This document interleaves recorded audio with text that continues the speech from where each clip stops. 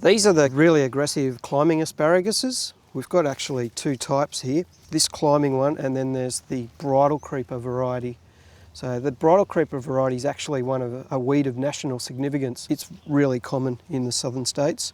But this one has a lot of berries on it at the moment as well. So before we do the removal, we want to de-seed this one. Okay. So you can see it's got some unripe berries here, yep. And they go to this sort of bright orangey red colour when they're ripe.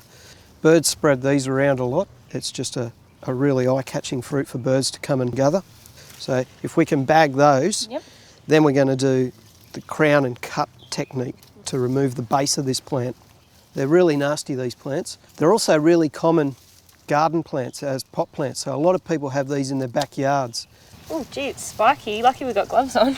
Yeah, you really need your gloves for these. They've got a lot of thorns on them, these climbing asparaguses, and that's one of the things that they use to assist them to climb with as well. Okay, so once we've got rid of that last branch with all the berries on it, we're going to do the crown and cut technique. So you need your sharp knife for this technique. And the idea is that we remove the growing central part of this plant. So they have this central point underground here where all the stems come out from. A lot of these stems have these little watery filled capsules on them. So it's safe to leave them in the ground because they can't grow from those.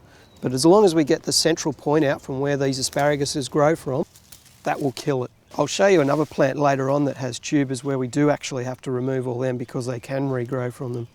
But for this one, essentially what we're going to do is you push your knife in at a 45-degree angle and you do a sweeping arc around. And you'll go around about halfway, you take the knife out, and then you do the same in reverse from the other angle. And then you can just lift out the crown. Push it in,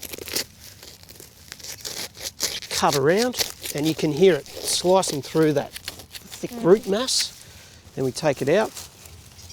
I might just remove those couple there. And then we go exactly the same from the other way.